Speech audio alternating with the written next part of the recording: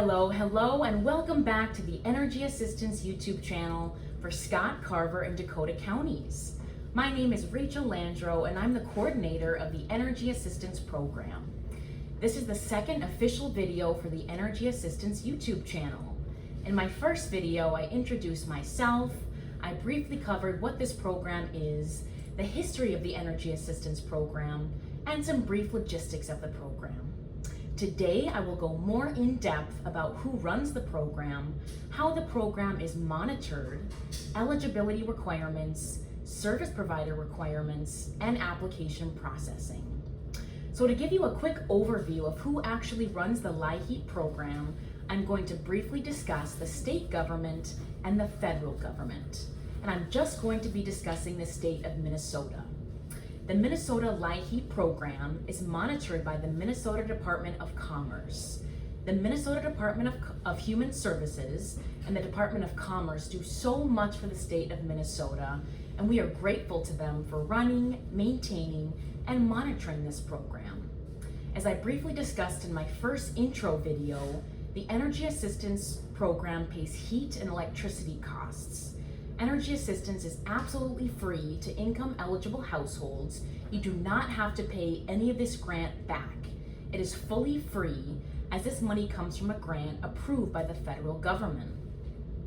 Although the Minnesota Department of Commerce actually runs the program for the state of Minnesota, or they are in charge of monitoring the rules and regulations of the program, the LIHEAP funding and regulations set forth actually come from the federal government.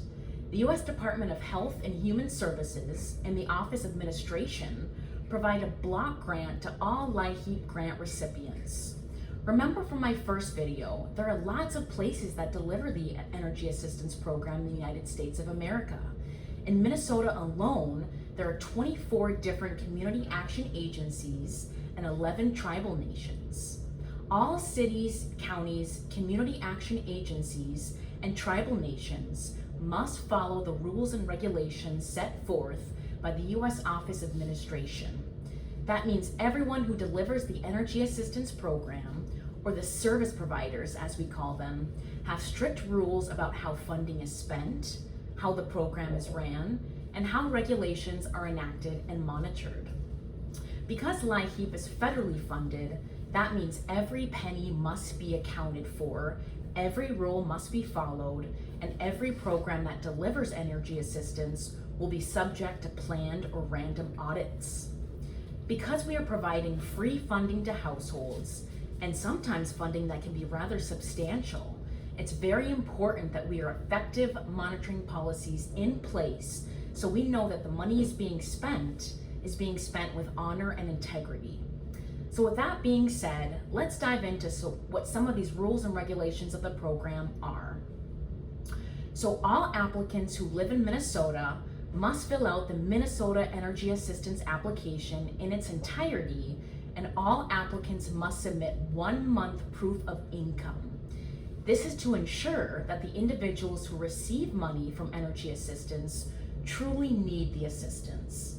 Because energy assistance has limited resources and limited funding, we want to help the folks who are truly in need.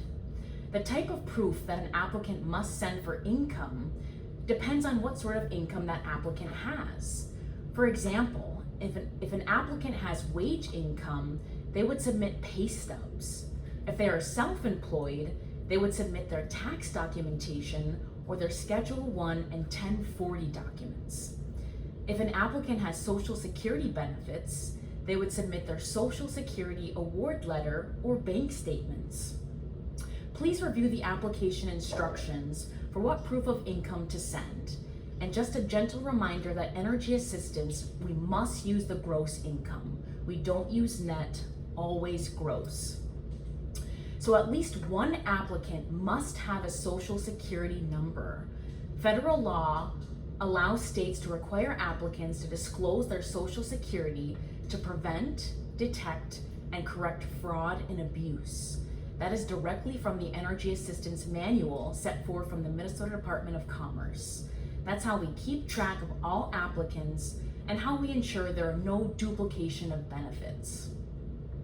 So the applicant must also live in an eligible dwelling, or a dwelling that is safe to occupy, has a heating source, and is livable all year round.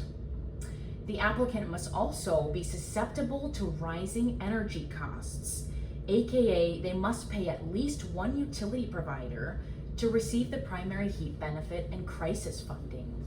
So an applicant either must pay an energy vendor for their home energy, they must pay an actual heat bill to a landlord, or if they live in subsidized housing, they must be responsible for either their heat or electric usage. If an applicant lives in subsidized housing, aka they get some of their rent or all their rent paid for, and their heat and electric costs are included in their rent, in that case they would be ineligible for the program. Everything that gets entered or written on the Minnesota Energy Assistance application must be true and accurate information. If it is discovered that an applicant entered false information, depending on the situation, the Energy Assistance Program, the Minnesota Department of Commerce, and the federal government would consider that application as fraud. An investigation may occur. The application must be submitted on or before May 31st every program year. That's usually a date that does not change from year to year. So just remember, please submit your application on or before May 31st. If an application is submitted after May 31st, it will not be considered. Energy Assistance must collect personal identifying data like dates of birth and the household address, as that is how we identify and keep track of all applicants, especially applicants with common names like Jim Johnson, for example. So if an applicant omits or leaves out personal identifying information like a date of birth or social security number, Energy Assistance would consider that application as an incomplete application. An Energy Assistance applicant can only get assistance once during the season, and that's not counting crisis benefits. Even if the applicant moves to another county in Minnesota, they would still only be eligible for that first benefit that they would have received. So now that we've covered some important rules and regulations for the program, let's get into some general information about the program.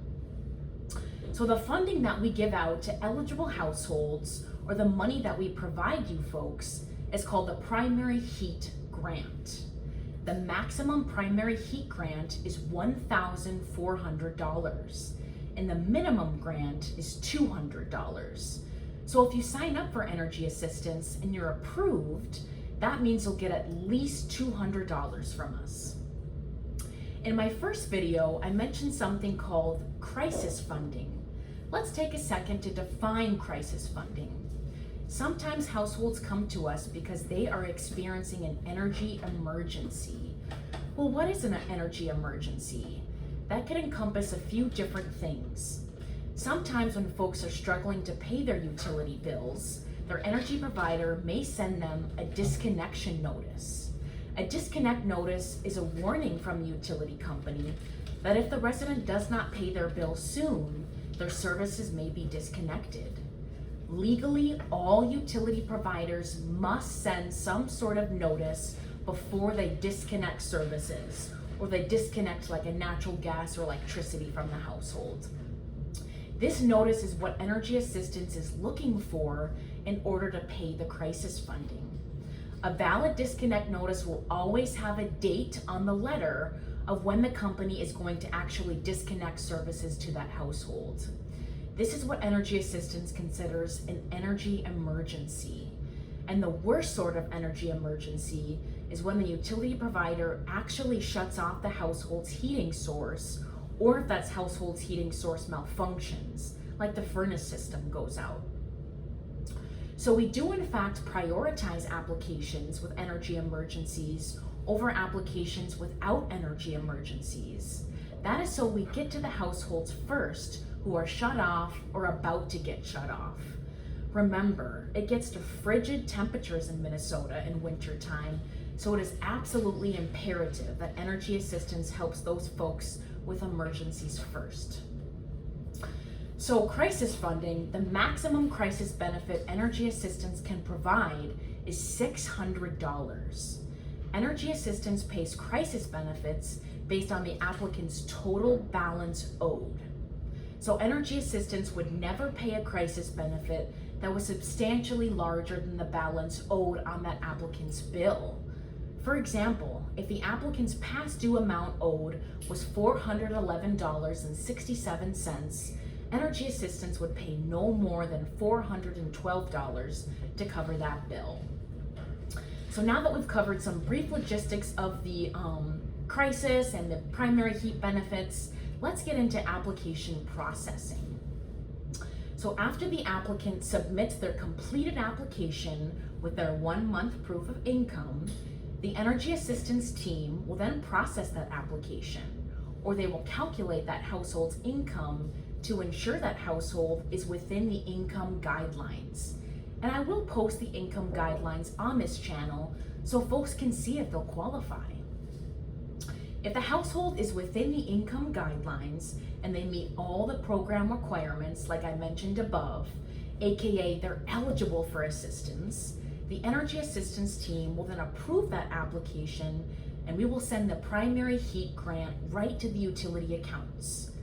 If the household is not within income guidelines or they are over income, that application will then be denied and no grants will be provided. If a denied household would like to reapply, they are certainly welcome to do so. They should wait at least 1 month or when their income circumstances change, so they have a better chance of qualifying. Well, that is all for now, folks. I know I just threw a lot of information at you, so please leave your questions and comments in the comment section. If you'd like me to explain something in greater detail, I would be happy to do so. I will probably break some of these topics down even further in my next video, so please stay tuned for that. Remember to subscribe to the channel and please continue to share this channel with your friends and family. I'm Rachel Landro, coordinator of the Energy Assistance Program for Scott, Carver, and Dakota counties, and thanks for watching my YouTube channel. Bye for now.